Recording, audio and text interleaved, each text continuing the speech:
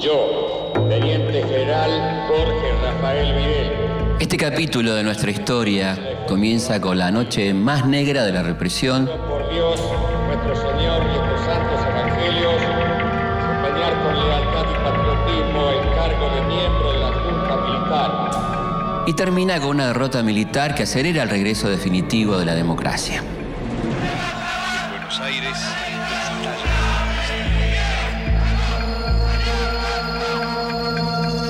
Pero antes hagamos un pequeño repaso, recorramos un poco la línea de tiempo. Después de años de proscripción y exilio, el 23 de septiembre de 1973, Juan Domingo Perón llega por tercera vez a la presidencia de la Argentina. Mucho trabajo que hay que realizar, pero si los argentinos me ayudan, será mucho más fácil y más corta la tarea. El 1 de julio de 1974, la esperanza del pueblo peronista comienza a apagarse. Con gran dolor, debo transmitir al pueblo el fallecimiento de un verdadero apóstol de la paz y la no violencia. Pero el gobierno ya no es el mismo sin Perón. Con su partida, parece haber sido el único líder capaz de conducir a la Argentina en tiempos revueltos. En las últimas horas del 23 de marzo de 1976, la situación ya está definida. Se pone en conocimiento de la población que las operaciones de control militar Comienzan los años del proceso de reorganización nacional. se desarrollan conforme a los planes previstos.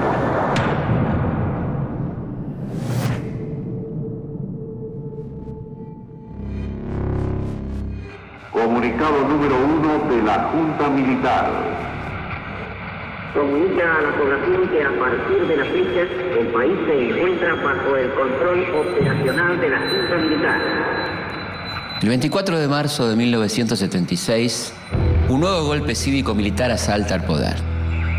Pero esta vez es un golpe distinto a los anteriores. Se recomienda a todos los habitantes el estricto acatamiento a las disposiciones y directivas que emanen de autoridad militar, de seguridad o policial. Por primera vez, las tres Fuerzas Armadas, Ejército, Marina y Fuerza Aérea, van a actuar en conjunto, es decir, se van a repartir el poder y van a reprimir las tres por igual. Así como extremar el cuidado en evitar acciones y actitudes individuales o de grupo que puedan exigir la intervención drástica del personal en operación. Firmado Jorge Rafael Videla, Teniente General, Comandante General del Ejército.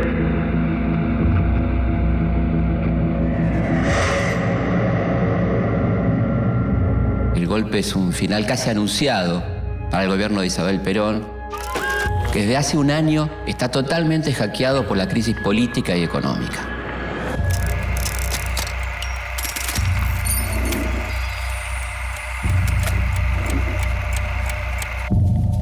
El golpe cuenta con la complicidad de varios sectores civiles, como la sociedad rural, grupos empresarios y financieros, el sector más conservador de la Iglesia Católica y, por supuesto, el apoyo de muchos medios de prensa. Las publicaciones periódicas se hacen eco. Las autoridades acentúan su acción. La nueva dictadura busca volver atrás las reformas económicas y sociales hechas por el peronismo e instaurar un nuevo orden social. Buscan un país sin huelgas, con una clase obrera obediente, y con un Estado sin tanta intervención en la economía y, por supuesto, sin distribución de la riqueza. Es una vasta contraofensiva de las fuerzas legales. El gobierno del llamado proceso de reorganización nacional es asumido por una junta de comandantes de las tres armas. Todavía no tienen un presidente, pero ya hay dos militares que se disputan ese cargo.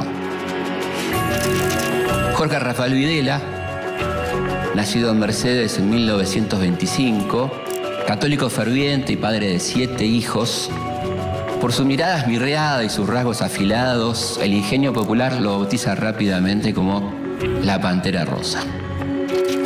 Videla, junto con Roberto Viola, pertenecen al llamado sector liberal de la dictadura que supuestamente busca una salida democrática. A diferencia de Viola, Videla no tiene demasiado carisma ni ideas políticas propias. Por otro lado está Emilio Eduardo Macera, el negro, Cero, como lo llaman por su nombre de guerra. Es el personaje más oscuro e intrigante de la dictadura. Es marino. Un arma, recordemos, rabiosamente antiperonista. Al igual que muchos oficiales, viajó a Panamá y a Washington para entrenarse en la guerra antisubversiva, donde adquirió conocimientos que puso en práctica desde su principal centro de operaciones, el tristemente célebre Casino de Oficiales de la Escuela de Mecánica de la Armada. Prestará juramento como presidente de la Nación Argentina ante los integrantes de la Junta Militar.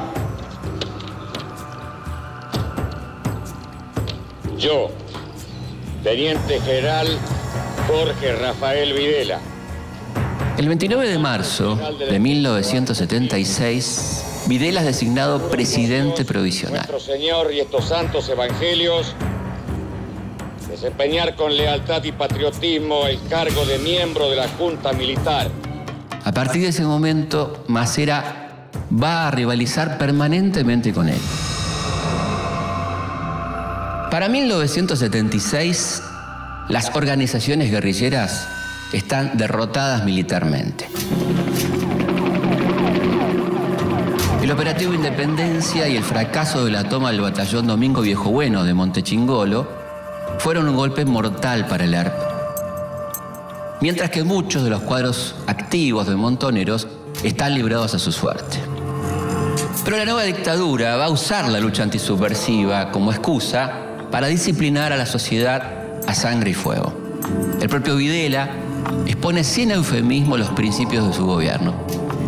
Fue menester continuar la lucha contra la subversión, con una concepción global de la misma y hasta su total aniquilamiento. Es por estos días que la palabra subversivo se extiende a todo aquel que no esté de acuerdo con la dictadura, como por ejemplo estudiantes, trabajadores, artistas, sindicalistas. Volvimos a sentirnos argentinos en un marco de seguridad. Si miramos a nuestro alrededor, vamos a darnos cuenta que muchas cosas han cambiado después de aquel 24 de marzo.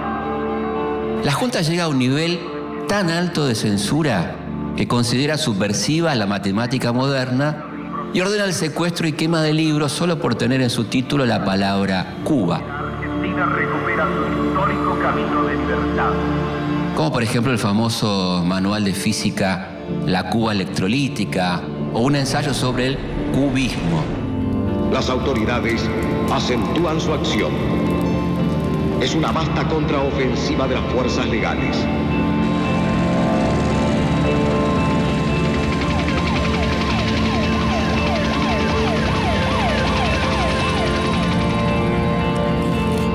El horror ha quedado atrás. La sociedad argentina pasó una durísima prueba. Ha llegado el momento de ganar la paz. Para ese momento, Chile, Uruguay, Paraguay y Bolivia también se encuentran bajo dictaduras militares, cuyos oficiales fueron entrenados por comandos norteamericanos y franceses. Comme toujours, les termes du problème sont primo, l'adversaire, secondo, les moyens de le détruire. Este entrenamiento incluye la instalación de campos de concentración clandestinos, donde se secuestra y tortura a los detenidos. Antes del 24 de marzo de 1976, el desencuentro y los intereses de sector fomentaban el desorden y la anarquía. Usted lo vivió. Recuerde y compare.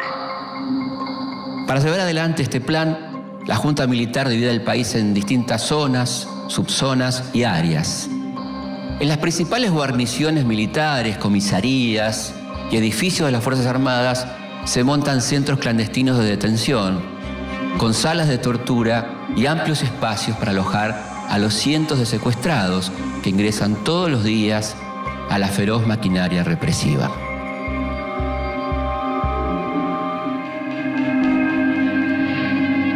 Para 1976 ya funcionan en Argentina más de 350 de estos centros. Los más activos son la Escuela de Mecánica de la Armada, el Vesubio, la Perla, la D2 de Córdoba y la Escuelita de Famaillá en la provincia de Tucumán. Las detenciones, mejor dicho, los secuestros, se hacen en forma absolutamente clandestina e ilegal.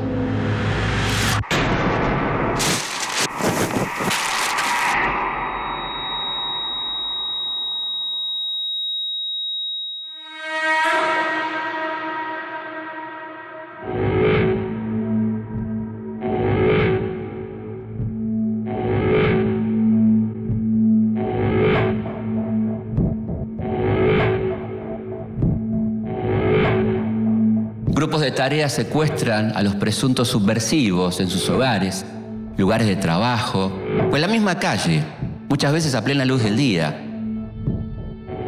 Antes de efectuar el operativo, los jefes de grupo piden zona liberada para no cruzarse con la policía u otras fuerzas de seguridad.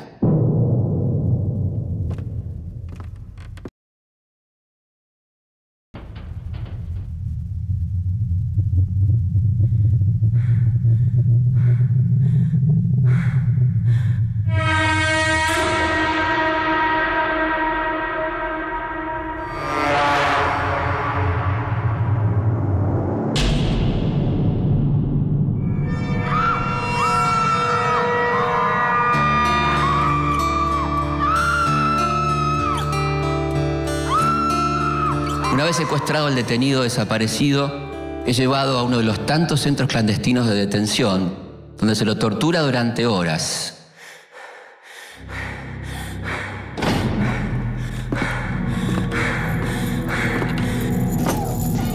Si no te gusta que la gente esté contenta, si no te gusta ver feliz a los demás, tírate al río en la parte más profunda y después cuando te hundas, si quieres poder gritar. Si no te gusta que sonrisa de la voz te hace mal, tírate al río en la parte más profunda y después cuando te hundas, si quieres poder gritar.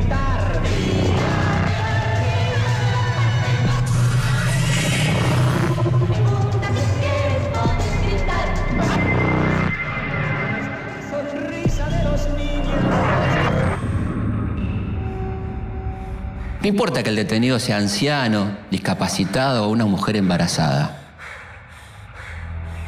El fin de estos interrogatorios es obtener los nombres de otros supuestos subversivos, que también van a ser secuestrados y torturados.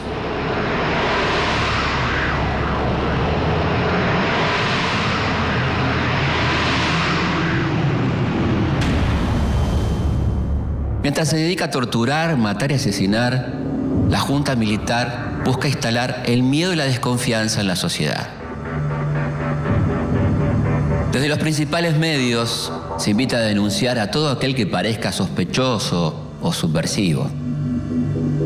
Esta campaña no solo es reproducida por los medios estatales, sino que cuenta con el apoyo de reconocidos diarios, revistas y periodistas con una muy reconocida trayectoria. Se abre, señores, un nuevo capítulo en la historia económica argentina. Pero detrás del terrorismo de Estado se esconden otros objetivos que van mucho más allá de lo político. Para dar paso a la liberación de las fuerzas productivas.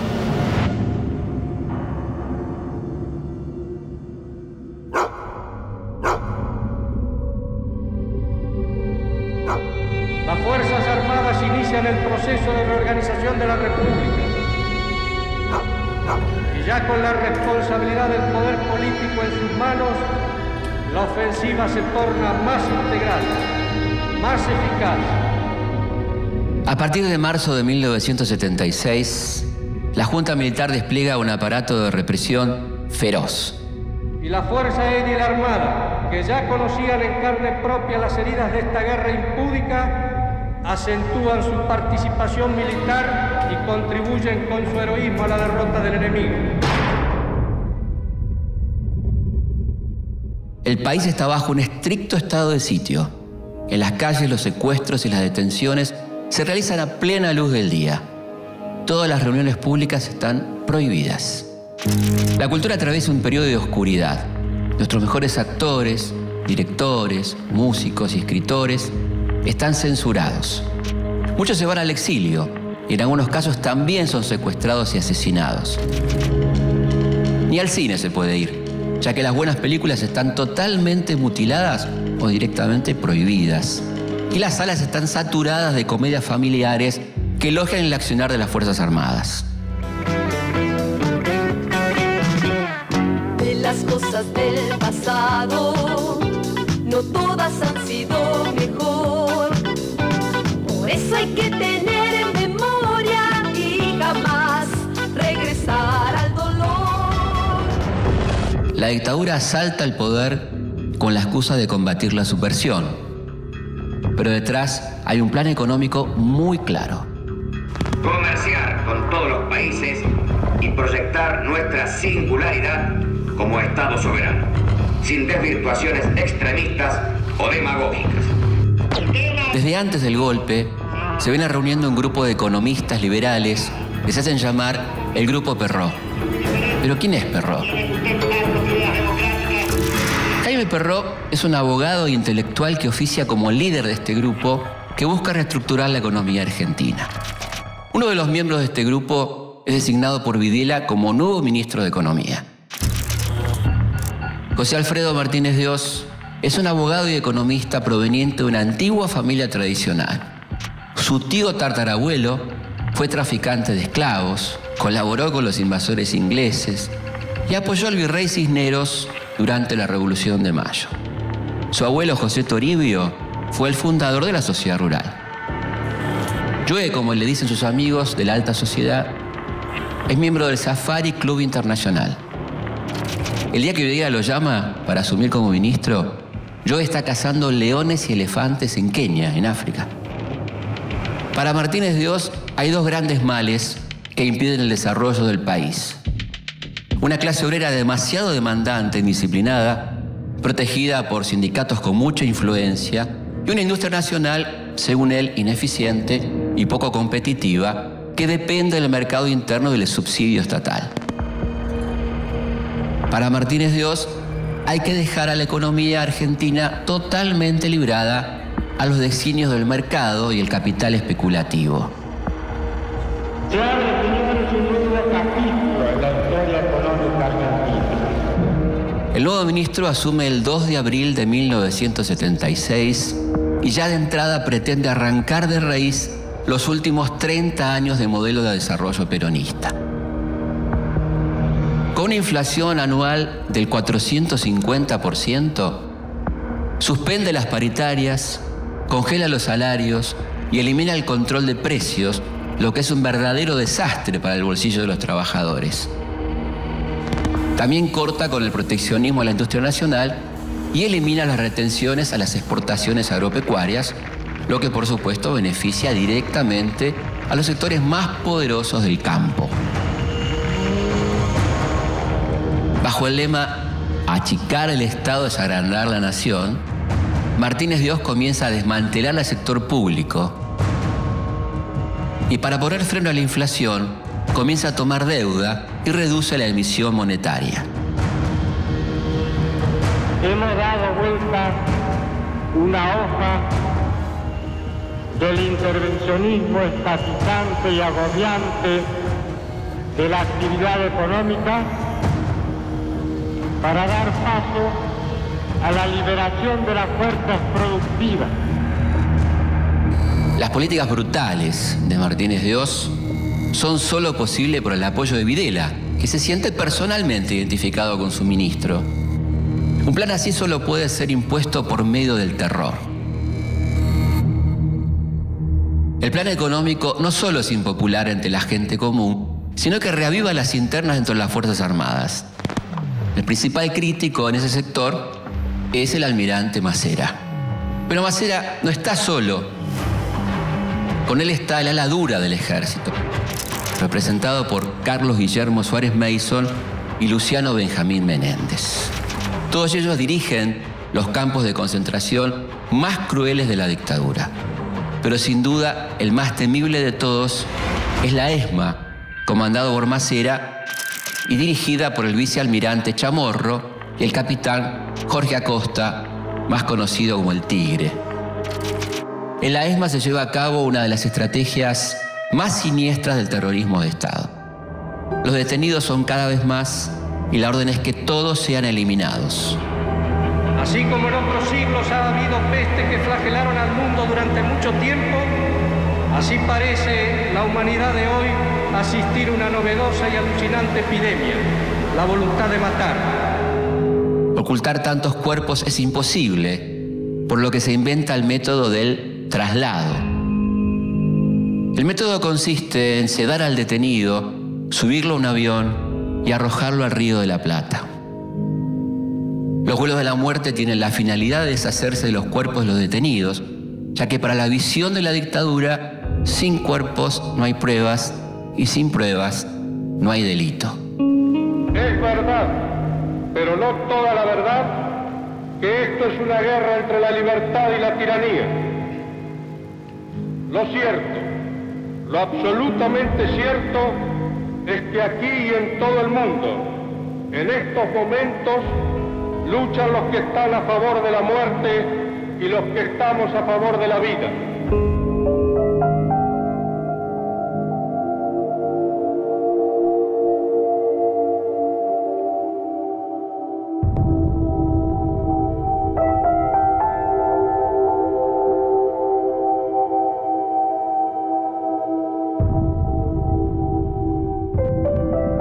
Pero a pesar del terror y la represión, un grupo de civiles empieza a romper con el silencio y la impunidad. Muchos familiares de secuestrados comienzan a recorrer las comisarías, juzgados y oficinas públicas en busca de información. Generalmente son madres cuyos hijos están desaparecidos.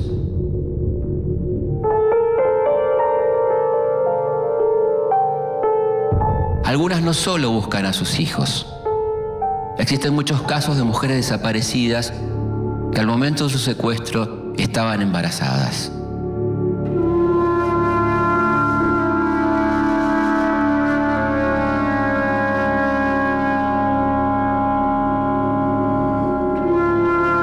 Lo que no saben estas madres es que en muchos centros clandestinos de detención hay maternidades clandestinas, donde las secuestradas dan a luz y sus hijos son apropiados por los mismos represores o entregados a familias cercanas a los militares.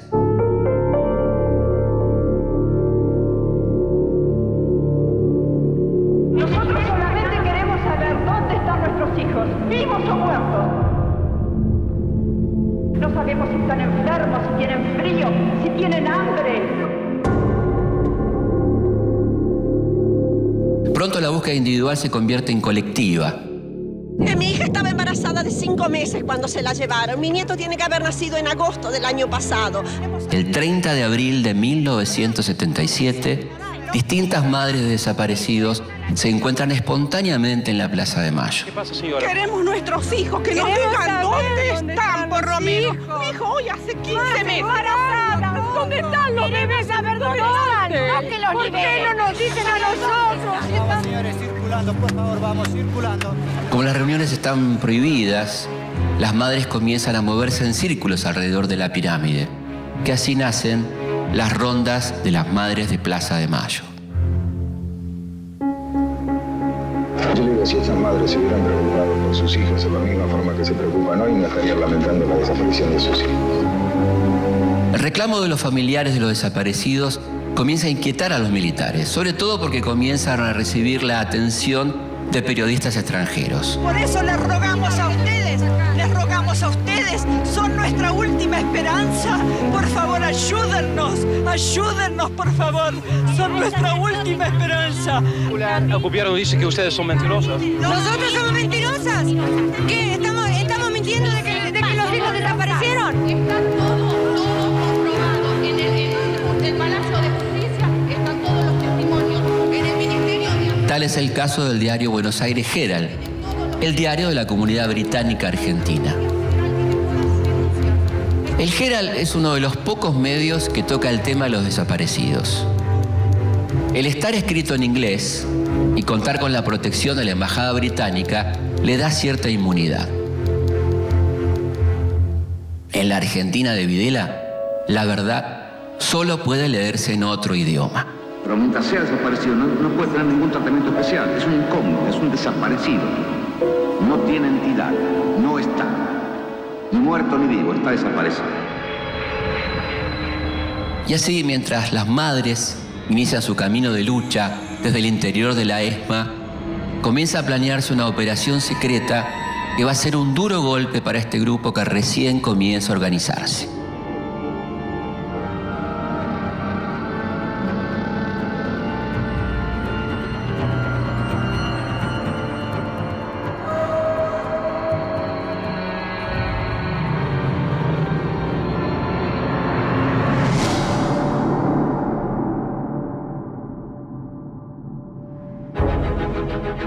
Para mediados de 1977, la imagen de la dictadura comienza a resquebrajarse. Martínez de Horno termina de controlar la inflación que alcanza un 400% anual.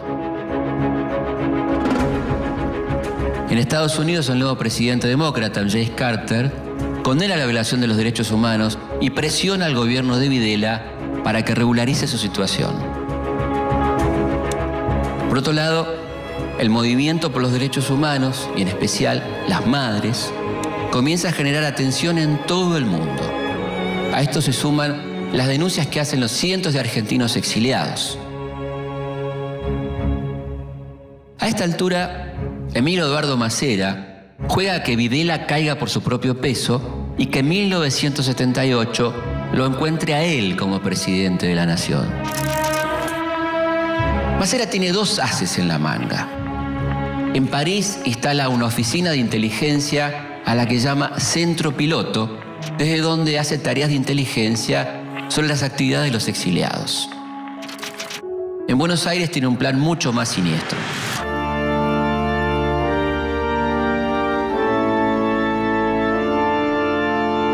Un joven oficial de la Armada es elegido para infiltrarse en las rondas de las madres de Plaza de Mayo. El infiltrado va a actuar con una identidad falsa. Gustavo Niño se presenta ante las madres de Plaza de Mayo como el hermano de un desaparecido. Durante varias semanas las acompaña a sus actividades hasta ganarse su confianza. Mientras tanto, en noviembre de 1977, llega al país el secretario de Estado norteamericano, Cyrus Vance. Las madres logran acercarse a él y le entregan una lista con el nombre de más de 150 desaparecidos. Por esos días, el grupo de familiares comienza a juntar el dinero para pagar una página entera en el Diario de la Nación que acepta publicar una solicitada con el nombre de todos los detenidos desaparecidos. La publicación de la solicitada está planeada para el 10 de diciembre, que es el Día Internacional de los Derechos Humanos. Hasta ese entonces, los familiares se reúnen en secreto en la iglesia de la Santa Cruz, en el barrio de San Cristóbal.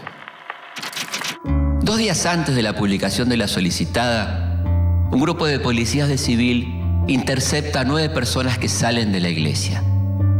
Las 9 personas habían sido marcadas previamente por Gustavo Niño. ¿Cómo las marca? Con un beso. El beso de Judas. El 10 de diciembre, mientras va a comprar el diario para ver la solicitada, Azucena Villaflor, una de las fundadoras de Madres de Plaza de Mayo, que habían forjado una relación de amistad con Gustavo Niño, es secuestrada en plena calle. La infiltración de Gustavo Niño produce un total de 12 secuestros que son enviados a la ESMA, donde son torturados y más tarde arrojados vivos al Río de la Plata. Gustavo Niño no es otro que el teniente Alfredo Ignacio Astiz, alias El Cuervo, Ángel o Rubio. Astiz es un marino de alma. Entrenado en los Estados Unidos en la lucha antisubversiva, integra el grupo operativo permanente de la ESMA. Astiz generalmente es asignado a los operativos de secuestro, la mayoría de las veces de mujeres indefensas, como la estudiante sueca Dagmar Hagelin o las monjas francesas.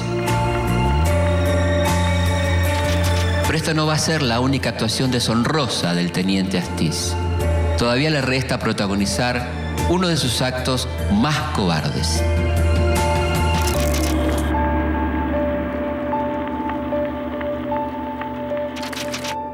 El gobierno ajustará su acción a la solución pragmática de los grandes problemas económicos.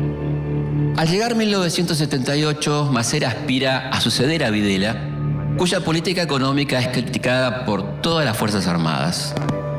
Martínez de Hoz, todavía asfixiado por la inflación, comienza a ver los efectos de su última apuesta, la reforma del sistema financiero.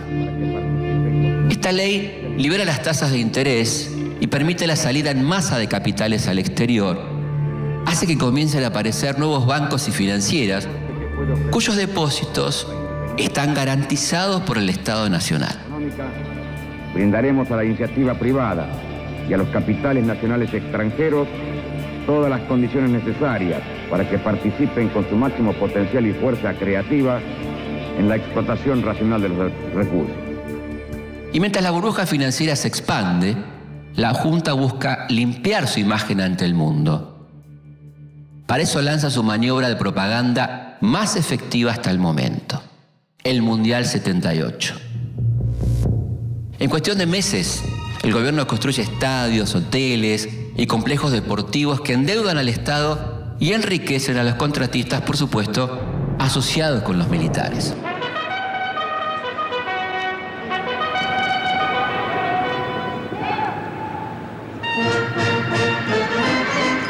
Acompañados por los medios de comunicación, los militares despliegan un arsenal propagandístico para construir la imagen de una Argentina en orden, con un clima de fiesta, alejada del terror que denuncian los organismos de derechos humanos. Es la verdadera manifestación de un país que recibe al mundo rápidamente, con el orden y disciplina de la conciencia y accionar, una palabra desnuda en el campo de juego. Argentina 78. Con el triunfo de la selección, los argentinos vuelven a las calles.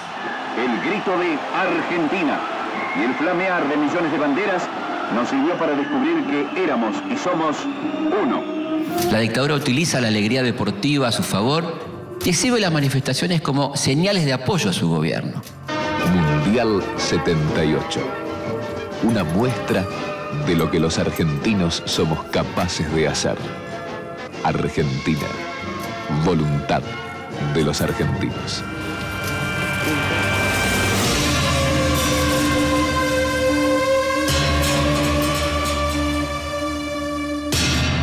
Pero la euforia mundialista dura poco. Después del Mundial, las internas del gobierno vuelven al centro de la escena. En 1978, Videla es ratificado como presidente y Masera es desplazado de la Junta. Ingresa el general Roberto Viola, que a diferencia de Masera, comparte plenamente el proyecto económico de Videla y que además busca una pronta salida política para la dictadura. Argentinos, hemos sido capaces de vencer a la insidia y al escepticismo. Seamos ahora también capaces, con la ayuda de Dios, de impulsar a la nación en pos de sus objetivos permanentes. Pareciera como si un cúmulo de energías dormidas, como si una nueva capacidad de entusiasmo hasta ahora letargada, hubiesen salido a plena luz. Y ello es así porque tanta alegría, tanto entusiasmo generosamente expresados no son un fruto casual. Responden, en definitiva, al profundo anhelo de unión nacional que sentimos todos los argentinos. Una vez pasado el efecto mundial, Martínez de Hoz pone en marcha su nuevo plan maestro, la tablita. Lo que hace básicamente la tablita es fijar la cotización del dólar mediante una serie de devaluaciones programadas. Al mismo tiempo se reducen los aranceles a las importaciones y se abre de manera irrestricta el ingreso de capital extranjero. Estimamos que a través de los estímulos a la inversión privada que estamos realizando, la misma pasará de representar el 50% del total de la inversión del país al 77% para el año 89. La tablita debuta con el pie izquierdo, pero en 1979 llegan al país 4.600 millones de dólares. Los extranjeros no vienen a invertir en fábricas, vienen a hacerlo en el sistema financiero. Comienza así un mecanismo perverso que va a hacer un daño terrible a la economía argentina, la famosa bicicleta financiera. Los capitales llegan al país, acumulan intereses en cientos de bancos y financieras que se abrieron en esos meses y vuelven a fugarse al exterior. Sin embargo, el precio del dólar genera un amplio consenso en la clase media que se dedica a comprar productos importados.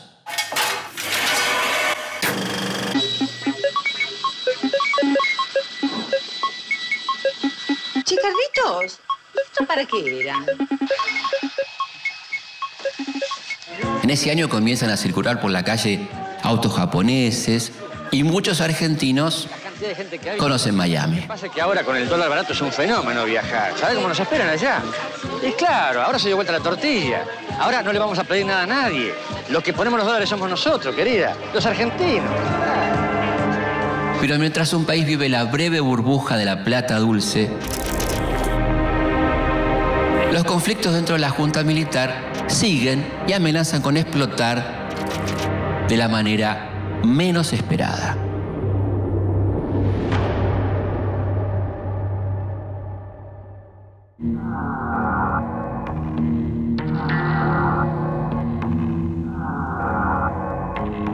Para 1979, el gobierno militar todavía goza de los efectos de la burbuja financiera y del dólar barato.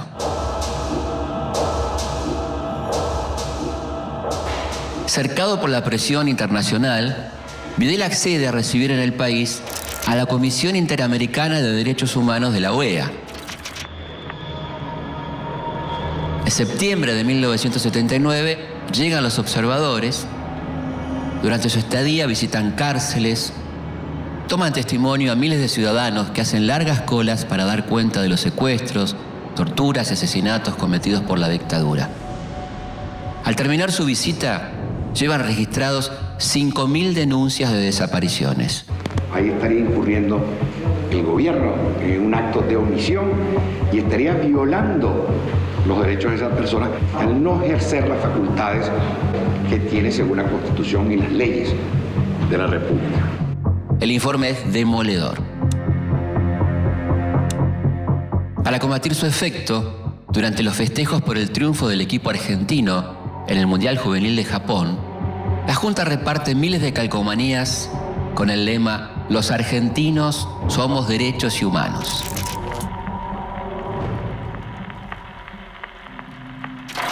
A esta altura, en todo el mundo, se habla de los desaparecidos argentinos. Los años que van de 1979 a 1982 son de una gran intensidad. La Argentina sostiene el principio indeclinable de la división bioceánica. Para desviar el tema de los desaparecidos, el gobierno vive un viejo conflicto limítrofe que casi nos lleva a una guerra con Chile. La Argentina en el Atlántico y Chile en el Pacífico. Que se soluciona a último momento gracias a la intervención del Papa. Adolfo Pérez Esquivel de venir al podio para recibir la diploma Nobel y la medalla de oro. En 1980, Adolfo Pérez Esquivel, un miembro del Movimiento Argentino por los Derechos Humanos, recibe el Premio Nobel de la Paz, lo que significa otro golpe durísimo para la dictadura. En este caminar junto a mis hermanos los pobres, los que son perseguidos, los que tienen hambre y sed de justicia, los que padecen por causa de la opresión. Es por todos ellos que estoy aquí. Mientras tanto, Masera, desplazado del poder, lanza su proyecto político propio, el Partido por la Democracia Social, que es apoyado por su diario, Convicción, un proyecto de prensa sostenido con trabajo esclavo de periodistas, fotógrafos y diagramadores que permanecen detenidos dentro de la ESMA. Para 1981, la burbuja financiera de Martínez de Hoz estalla y deja como saldo una crisis de enormes dimensiones. Martínez de Hoz arrastra consigo a Videla y en su lugar asume a Roberto Viola, referente máximo del ala liberal de la dictadura. Viola pretende quedarse en el poder hasta 1985. Pero tiene que hacerse cargo de una crisis económica descomunal. Doctor Sigó, otras críticas señalan de que el problema de la devaluación va a traer un aumento considerable en los precios, ¿o no? Yo creo que un impacto sobre precios es obvio. Su ministro de Economía, Lorenzo Sigó, no solo no puede controlarla, sino que la empeora. Sin embargo, el desgaste de la dictadura y la apertura generada por Viola hace que la sociedad argentina empiece a salir de un letargo de casi 5 años. ¿Qué le preocupa a usted? El país, señor. La situación. ¿A usted no? En medio de este clima, los principales partidos forman la multipartidaria, un acuerdo político que exige el retorno a la democracia y la pronta llamada a elecciones. Esto desencadena un fenómeno muy particular.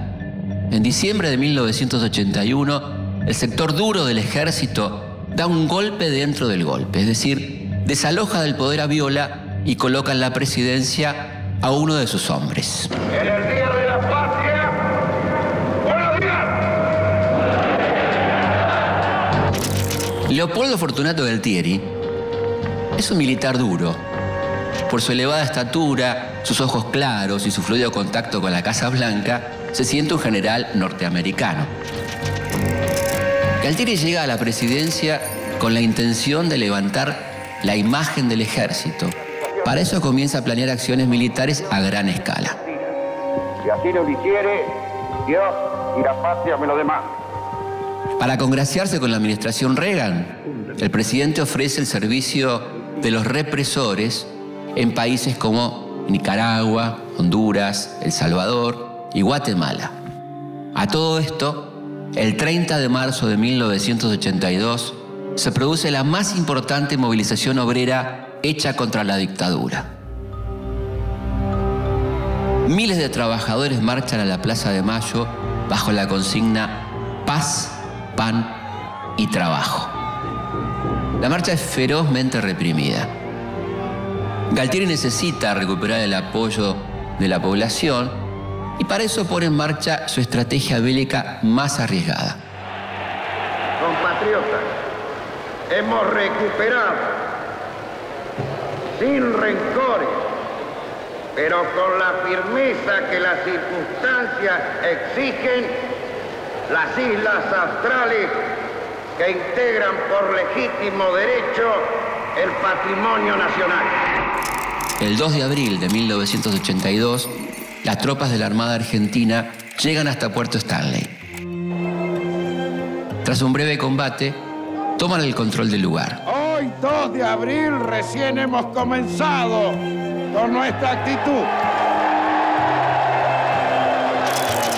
Después de 150 años de ocupación, la bandera argentina vuelve a flamear en las Islas Malvinas. El éxito se traduce rápidamente en euforia. Si quieren venir, que vengan, les presentaremos batalla. Las Malvinas tienen un lugar especial en el imaginario popular. Hasta los sectores más críticos con la dictadura apoyan la recuperación de las islas. Esta manifestación de sentimiento y alegría. Galtieri pretende usar la adhesión a su favor y presentarse como el próximo candidato a presidente en futuras elecciones. De lamentable claudicación. Gracias, señores. Pero mientras en la Argentina se festeja, el gobierno conservador de Margaret Thatcher moviliza la expedición militar más grande desde la Segunda Guerra Mundial. Thatcher cuenta con el apoyo de Ronald Reagan, el nuevo presidente norteamericano y supuesto aliado de Galtieri. Reagan dijo luego a los periodistas que su gobierno pretende hallar un curso equidistante de sus dos aliados, tratando de ser un mediador honesto, según afirmó. El 2 de mayo de 1982, el submarino nuclear Conqueror dispara 3 torpedos sobre el crucero General Belgrano, que se encuentra navegando fuera de la zona de exclusión. El resultado son 323 soldados argentinos muertos. Se puede decir que es el principio de la guerra.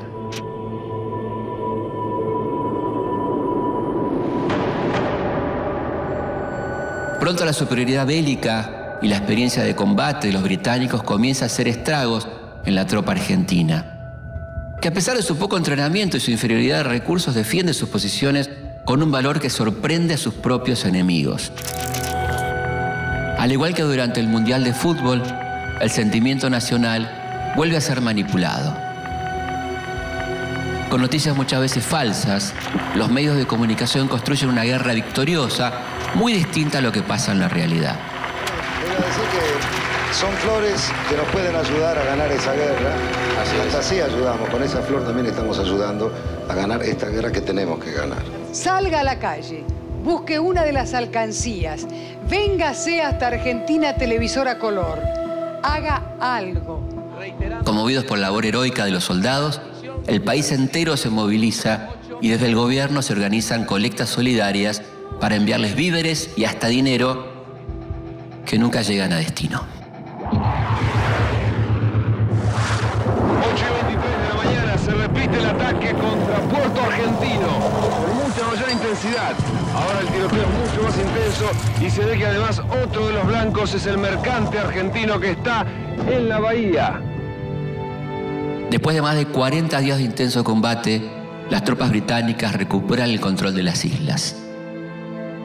El 14 de junio de 1982, el comando argentino se rinde. Para ese momento, 649 argentinos habían muerto en combate. Pero esta no es la peor herida. A lo largo de los años, cientos de excombatientes se van a quitar la vida por los traumas que les dejó la guerra.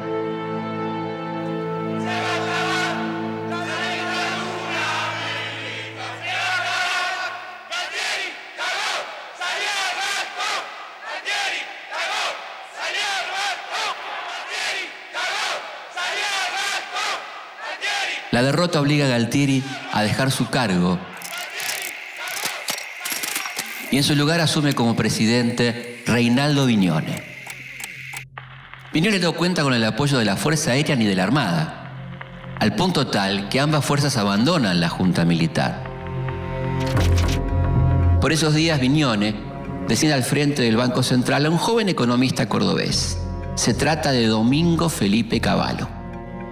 Una de sus primeras medidas es nacionalizar las deudas de las grandes empresas privadas. El apoyo popular conseguido al comienzo de la guerra se evapora rápidamente. En las calles se puede palpar el cambio de clima. El 16 de diciembre de 1982, casi 100.000 personas asisten a la Marcha por la Democracia convocada por la multipartidaria. La respuesta del gobierno es la represión. Pero hay una realidad que Vignone no puede ignorar. Es así que en los últimos días de 1982 anuncia el llamado a elecciones. La fecha elegida para los comicios es el 30 de octubre del año siguiente. Después de 7 años de represión y silencio, la política vuelve a las calles. Los militares aprovechan la situación para intentar su última jugada. En los primeros meses de 1983, Vignone decreta la destrucción de todos los archivos que existen sobre el secuestro, la tortura y la desaparición de personas.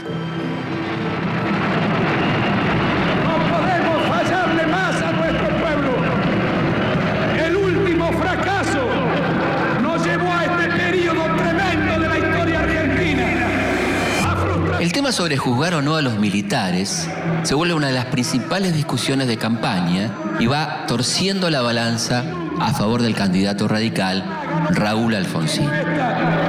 Vinieron a decirnos que traían la paz y nos metieron en la guerra y en una represión atroz e ilegal. Pocos días antes de las elecciones, el gobierno dicta la ley 22.924, que establece una amnistía para todos los miembros de las Fuerzas Armadas que participaron en la represión ilegal.